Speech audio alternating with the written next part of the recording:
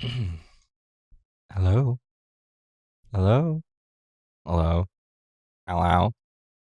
Hello? Hi. Okay. Okay. Let's do it. Hi. My name is Mike Tomato and welcome to the Tomato Pulpit. A little different on our usual programming. I am solo upon the pulpit today.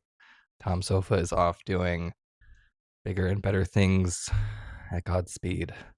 So I present solo on the pulpit today. And welcome.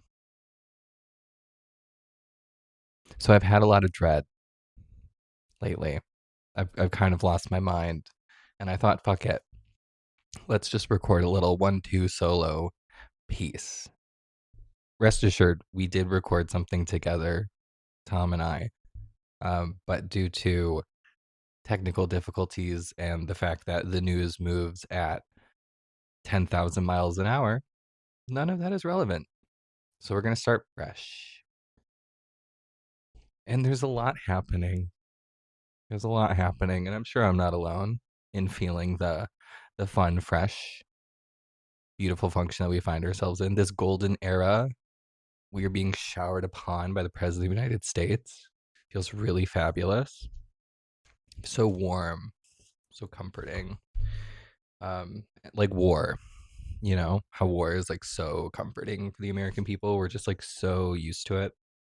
And so we've like stopped temporarily. In case you didn't know, listener, the United States and Israel have just said, let's fuck everything up and attack Iran. So that's been happening. But with a temporary stop ish, emphasis on the ish, they had agreed upon a little ceasefire. Vice President J.D. Vance had met with some Iranian dignitaries in Islamabad, Pakistan, and came up with this not so ceasefire. And as of today, what's today?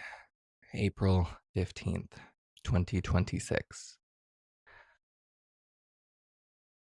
It still looks like things are fucked up. Uh, we're blockading the Strait of Hormuz because we want to make tolls on that one. I don't know. That's fun. Israel is bombing the ever living shit out of Lebanon,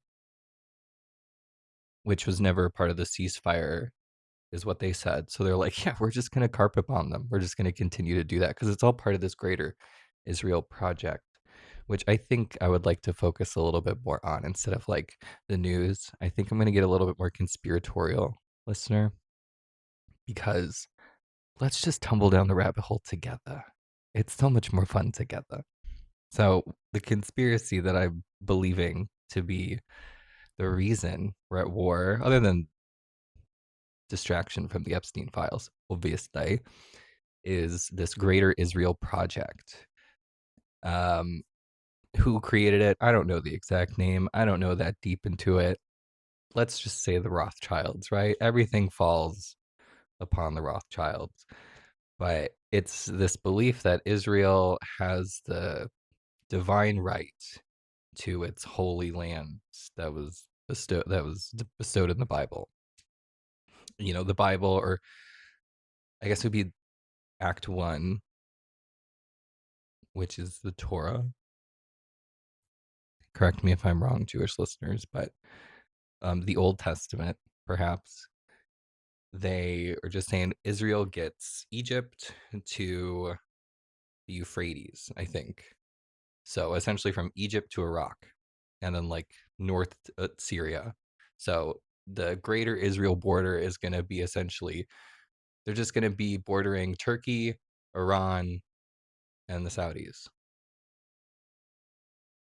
Yeah. And everything else will be Israel. So why? Why? Just because some guy, how many fucking centuries ago, decided in a book, was like, this is it, girl. This is what you want. This is Israel. It's not fake. This is real. This is where we're going to be. And I don't understand that. I can't personally process that. idea of a book written thousands of years ago being this divine truth of property ownership. It doesn't make sense, and it's not supposed to make sense, but that's happening. And perhaps Israel's on this precipice of becoming this, um, I don't know, like West Asian hegemonic force. Because the United States is obviously in a collapse. Listener, if you're not aware of that, I'm. How is the 1%? Are you guys doing okay? I heard you guys are doing fabulous. But for the rest of us, the American empire is in collapse. And I have to think that this greater Israel project and everything that's happening is a little bit more mischievous than just say like this divine thing, right? Does that make sense? I hope it makes sense because okay, so the American empire. Oh, what's happening with the audio? Thank you so much.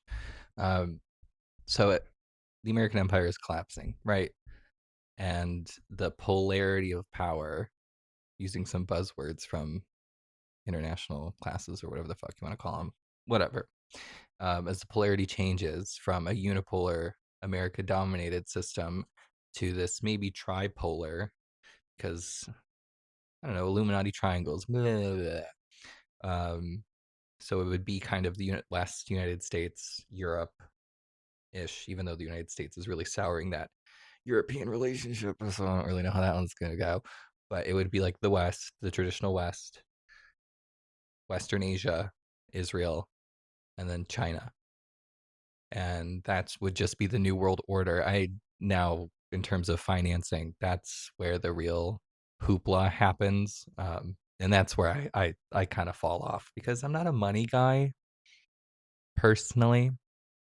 Numbers scare me, money scares me. Um, so once it gets deep into like where's the money going, which is how you follow these conspiracies, I'm like, I don't want to die. I just want to live. I just want to live.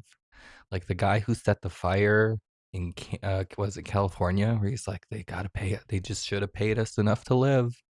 And then there's been like 10 more arsons or something. Crazy, crazy, crazy, crazy, crazy, crazy.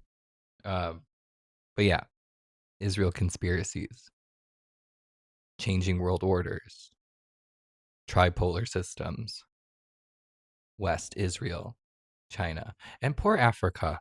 My goodness, because it is unconscionable that that collection of nations and people has just been so fucked. Um, and like, and that's the birthplace of civilization. Like that's the birthplace of our species, of our time, and we've just shat all over it. Is unbelievable. But alas, we're humans. We're human beings. Okay, switching gears now. Let's go a little bit domesticated. Okay. Hi, Jolene. Oh my goodness, hi, baby. Okay, we're going back to the United States. We're going back to California. California. Okay, I'm gonna stop. Um, but big legal news, listener. Big legal news between Meta, YouTube, and the rest of us. So a court has found Meta and YouTube, I believe guilty. I don't know about liable. I think guilty. Either way, they're fucked. Either way, this jury found that Meta and YouTube did, in fact, develop their platforms with malintent against the youth of the United States. So, story goes is this woman, as she was becoming of age, she gets on social media and she's having the worst time of her life because it's a terrible experience. Welcome to social media. It's here to suck you dry. Like it's to suck your soul in the craziest way, and yet we're all addicted to it because of dopamine. Yeah, like neurotransmitter chemical engineering hacking through screen. It's just mind baffling shit. the way that these social media companies took organizational psychology and just human nature and manipulated it so we would become so addicted to these products. And that's pretty much what the argument was in court, obviously in a more eloquent and direct way. But welcome to my rabbit hole, listener. So, these companies created shady products. It wasn't the content that was the problem, it was the design of the product itself. And that's key. So, these companies, Meta, YouTube, Snapchat, Instagram, what other ones? Either way, like the Reddit, um, the platforms where you can upload your own personal information, like, or not personal information, I guess you could, but like where you upload your own content. So like the platform you're listening to this on, that is protected. These companies that host this content are protected by Section 230.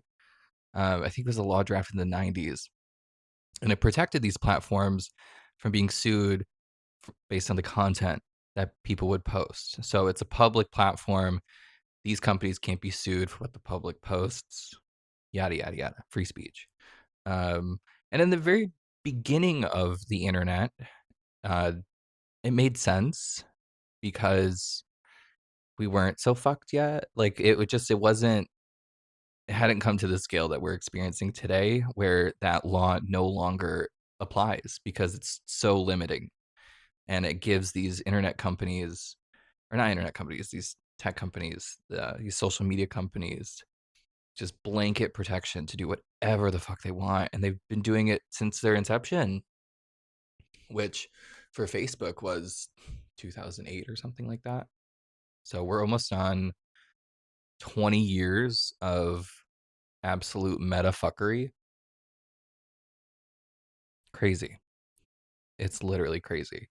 So this court in California is hopefully the first domino against these tech companies.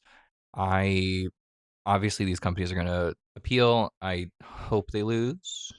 I hope their appeal is not successful. And if the rule stays, then let's fucking go, you guys. Let's fucking get them. Let's fucking get them. I mean, seriously, these people have committed crimes, in my belief, these are crimes against humanity in some regards. Like the way Facebook influenced what happened in Myanmar, that constitutes crimes against humanity. And I mean, that's a whole another rabbit hole, but this is hopefully a good thing. So in the darkness on the pulpit, there's a little bit of light. There's a little bit of light. And we're gonna let her in. Okay. Anyway. The next thing I want to talk about is something that like is really blowing my mind. And it's making me very ooky spooky existential, not so happy. Let me go curl up in a ball and take my bottle of clonazepam kind of slumber. So AI, you guys. Everything's AI. AI. We love AI. I saw a clip on Instagram of Mr. Samuel Altman douchebag the fourth. And he said that it is not an uncommon idea, or this is a likely business model, would be to treat intelligence like a utility. Now, wait, that might sound okay, because I also believe the internet should be a utility. And if you need the internet and AI, they just like come one in together, then a utility match made in heaven, nay, nay, I say no. Because to make intelligence a utility and to treat it like, a spigot outside your house with a little gauge you got to tap and it tells you, oh, you got 60 fluctuations of intelligence today, is unfucking believable. Because once you've fallen down the rabbit hole of the current United States education system and how that's getting so beyond fucked.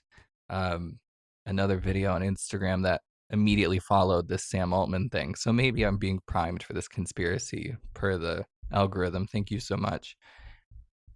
Was a teacher talking about how he had given his kids a quiz, and everyone has their own personal Chromebooks because that's where we are. Everyone has their own personal devices, and he gets to monitor their screens as they're taking their quiz, so there's no cheating and whatever. So he says this one student finishes the quiz early and goes to do some work on it from another class. He takes the question from his assignment, the prompt, puts it into, I think he said Gemini, but any AI chatbot, um, puts in this prompt and like gets the answer, and then asks the AI, now rewrite this with grammatical and spelling errors like a high school student, like a typical American high school student. And then it rewrote it, and then he copied and pasted that shit and put it in his assignments that he's done. And then the teacher, who was watching the whole thing, calls him out and is like, "Hey, so and so, what was that little Gemini moment? What are you doing on there?" And he was like, "Oh, I'm just doing some homework, just doing my stuff." And he's like, "Yeah, well, what was the prompt? What was the assignment? Like, what'd you have to do?" He's like, I don't know. You don't know what the prompt is? No, no, I don't know. Okay." And then the teacher says to the person he's talking to that the prompt was about the benefits of AI in the classroom, the pros and cons of AI in the classroom. Okay, now take that and put intelligence on a spigot and make capitalism run its course. It's unbelievable.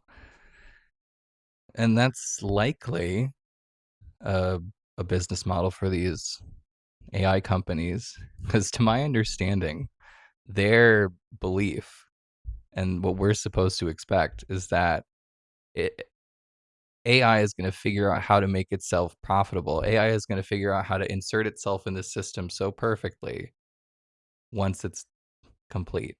Then it'll just do it itself because it'll know. We don't know how to do it, but we'll build this thing that'll figure it out and then just insert itself and then we just let it go.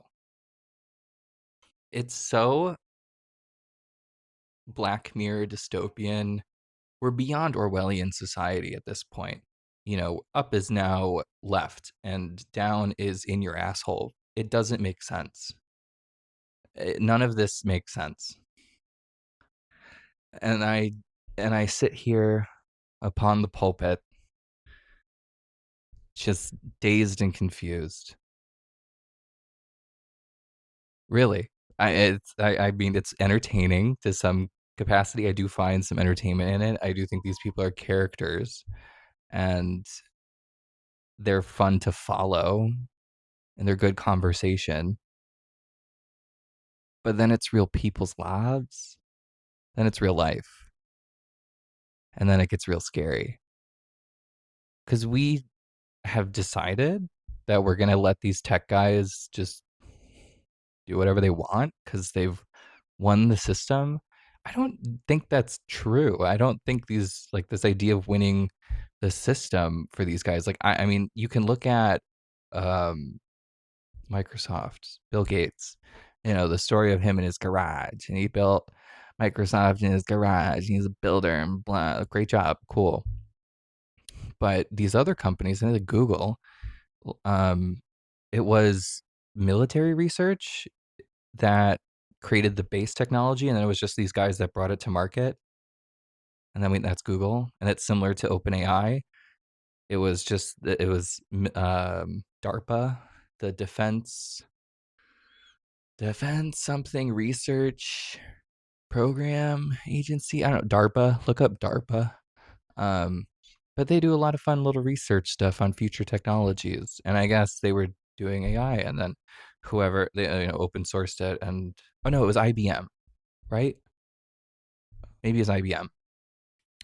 Somebody that was doing shit with the government. I think it was IBM had created the base code for artificial intelligence. And then Sam Altman or whoever, the OpenAI guys, Elon Musk, they all just took it to market, and we're supposed to get on our knees and look at them as gods amongst men for creating God. That's what they wanted. Like, that's the conspiracy. Like, or that's like the ultimate. That's what we're supposed to believe. This AGI, this uh, artificial general intelligence is going to be the god of this planet, and we are to do its beck and call because it's supposed to be infallible. It's insane.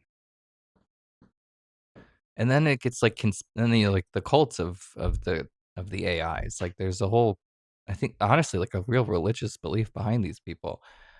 And then I don't, where do the Epstein files fall in? Because that's ultimately there. Because that's like home base, right? The secret sex cult, the secret Illuminati bankers and financiers. That's home base, baby. That's that is numero uno Earth style. So how does this fit into that whole thing? I'm not sure. Unless this AGI, this one thing AGI is to create the like Antichrist, and then we're all gonna die. And blah, blah. Like that's if that's really it. Wow. Wow. What a shit show at the fuck factory. I've been rewatching Succession. It's fun. I like watching them. And the music is so good. Nick Nick Nick Bickle, Nick Bickle, I don't know how to pronounce his name, but um his music for the show is just so good. So good. Uh so yeah, rich people doing rich shit. And I sit upon here at the pulpit alone. But not for long. Tom Zofa will rejoin the pulpit. But this is just a little special episode. There's no video. I'm not giving you a little sex video. There's no video. Because I don't want to see me on screen. You don't want to see me on screen. Or maybe you do. And just leave a comment then. If you want to see me on screen, if you want to see this beautiful visage, comment. Shoot us an email at sofatomatoespod@gmail.com. There you go. But anyway, I'm going to wrap it up. Thanks for listening. Goodbye.